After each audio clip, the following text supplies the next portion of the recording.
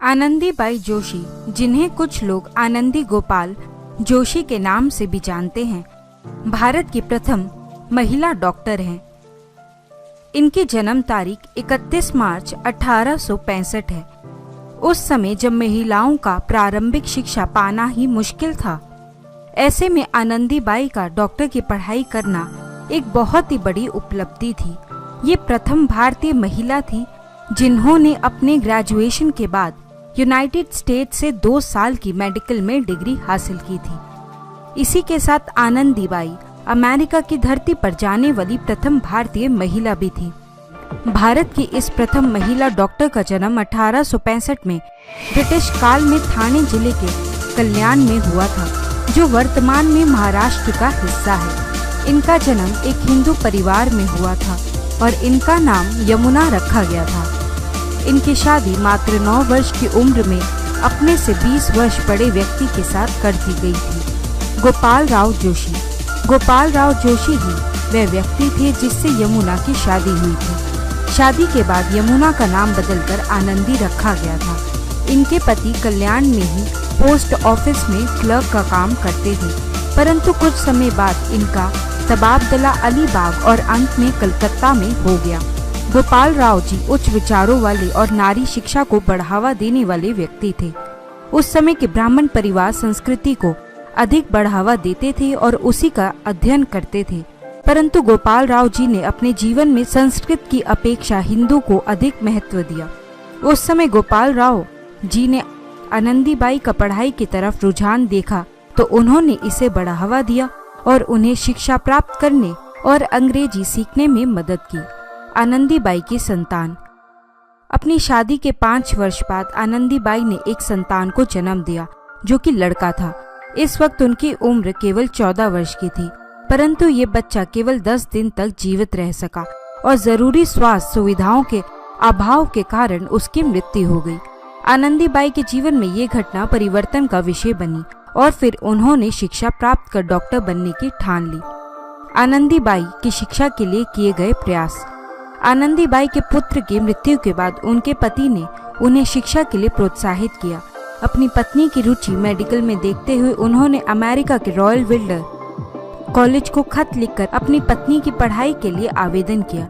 विल्डर college ने उनके सामने ईसाई धर्म अपनाने की अपेक्षा और उनकी मदद का आश्वासन दिया, परंतु उन्होंने इसे अस्वीकार किया। इसके पश्चात न्यू जर्सी के निवासी थोडोसिया कॉर्पोरेट नामक व्यक्ति को इनके बारे में पता चला, तो उन्होंने इन्हें पत्र लिखकर अमेरिका के आवास के लिए मदद का आश्वासन दिया। इसके बाद कलकत्ता में ही आनंदीबाई का स्वास्थ्य खराब रहने लगा। उन्हें कमजोरी, बुखार, लगातार सिर दर्द और कभी कभी सांस लेने में दिक्कत होने लगी। इसी दौरान साल 1883 में गोपाल राव का तबादला श्रीरामपुरा हो गया और उन्होंने इस समय आनंदीबाई को मेडिकल की पढ़ाई के लिए विदेश भेजने का अपना फैसला पक्का कर लिया और इस तरह ये लोगों के समक्ष नारी शिक्षा के प्रति एक मिसाल कायम हुई। एक डॉक्टर कपल ने आनंदीबाई को महिला मेडिकल कॉलेज ऑफ पेंसिल्वेनिया में पढ़ने का सुझाव दिया, परंतु आनंदीबाई के इस कदम के प्रति हिंदू समाज में बहुत विरोध की भावना थी।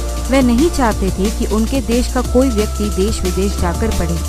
कुछ समय समाज ने इसे सपोर्ट किया, परंतु उनकी इच्छा इनका धर्म परिवर्तित करवाने की थी। अपने फैसले को लेकर हिंदू समाज में विरोध को देखते हुए आनंदीबाई ने श्रीरामपुर कॉलेज में अपना पक्ष अन्य लोगों के समक्ष रखा। उन्होंने अपने अमेरिका जाने और मेडिकल की डिग्री प्राप्त करने के लक्ष्य को लोगों के मध्य खुलकर रखा और लोगों को महिला डॉक्टर की जरूरत के बारे में समझाया। अपने इस संबोधन में उन्होंने लोगों के सामने ये भी बताया कि वह और उनका परिवार भविष्य में कभी भी ईसाई धर्म स्वीकार नहीं करेगा और वापस आकर भारत में भी महिला के लिए मेडिकल कॉलेज खोलने का प्रयास करेगा। उनके इस प्रयास से लोग प्रभावित हुए और देश भर से लोग उन्हें सपोर्ट करने लगे और उनके लिए पैसों का सहयोग भी आने लगा। इस प्रकार उनकी राह में लगा पैसों की समस्या का रोड़ा भी हट गया। आनंदीबाई का अमेरिका का सफर। भारत में सहयोग के बाद आनंदीबाई अमेरिका में अपना सफर शुरू कर पाईं और उन्होंने भारत से अमेरिका जाने के लिए जहाज से सफर किया। इस प्रकार जून 1883 में वह अमेरिका पहुंची इसके बाद उन्होंने अपनी शिक्षा के लिए मेडिकल कॉलेज ऑफ पेंसिल्वेनिया को आवेदन किया और उनकी इस इच्छा को इस कॉलेज द्वारा स्वीकार कर लिया गया।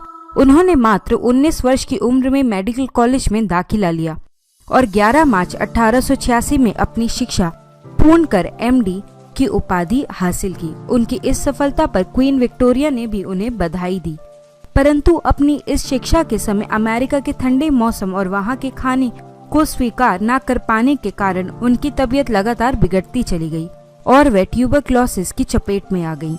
इस प्रकार अमेरिका उनकी शिक्षा के लिए तो उपयुक्त रहा, परंतु उनकी सेहत व वहां उनका साथ छोड़ दिया। आनंदीबाई के साथ डॉक्टर की उपाधि लेने वाली अन्य महिलाएं। साल 1886 में आनंदीबाई के साथ women's medical college of Pennsylvania में अन्य 2 महिलाओं ने भी इस उपाधि को प्राप्त किया। उन महिलाओं का नाम है ओकामी और ताबत इसाम्बुली। ये वे महिलाएं थी जिन्होंने असंभव को संभव कर दिखाया था और अपने देश की इस उपाधि को प्राप्त करने वाली पहली महिला होने का गौरव प्राप्त किया। आनंदीबाई की शिक्षा के बाद भारत वापसी। अपनी डिग्री हासिल करने के बाद आनंदीबाई अपने लक्ष्य के अनुसार भारत वापस आई। उन्होंने वहां से वापस आने के बाद सर्वप्रथम कोल्हापुर में अपनी सेवाएं दी। यहाँ उन्होंने एल्बर्ट एडवर्ड हॉस्पिटल में महिला विभाग का काम संभाला। ये भारत में महिलाओं के लिए प्रथम अवसर था जब उनके इलाज के लिए कोई महिला चिकित्सक उपलब्ध थी और आज से 1 शताब्दी पूर्व ये बहुत ही बड़ी बात थी जो कि आनंदीबाई ने कठिन परिस्थितियों में कर दिखाई थी। आनंदीबाई का अंतिम समय। अपनी डॉक्टर की उपाधि हासिल करने के मात्र 1 वर्ष बाद 26 फरवरी 1887 में आनंदीबाई का निधन हो गया। इनकी मृत्यु का कारण टीबी की बीमारी थी, जिससे इनकी सेहत दिन प्रतिदिन गिरती चली गई और अंत में एक डॉक्टर एक बीमारी के आगे हार गई। मात्र 22 वर्ष की उम्र में उनका निधन देश के लिए बहुत बड़ी क्षति थी, जिसकी भरपाई कर पाना मुश्किल था। आनंदीबाई को दिए गए सम्मान। Institute for research and documentation in social science और लखनऊ के एक गैर सरकारी संस्थान ने मेडिसिन के क्षेत्र में आनंदीबाई जोशी सम्मान देने की शुरुआत की। ये उनके प्रति एक बहुत बड़ा सम्मान है। इसके अलावा महाराष्ट्र सरकार ने इनके नाम पर युवा महिलाओं के लिए एक फेलोशिप प्रोग्राम की भी शुरुआत की। आनंदीबाई के जीवन पर आधारित किताबें।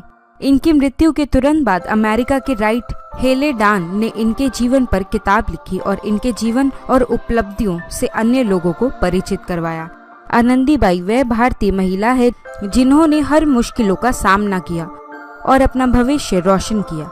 इन्होंने न केवल अपना भविष्य बनाया बल्कि आने वाली पीढ़ी के लिए भी कई रास्ते खोले और आसान बनाए। आप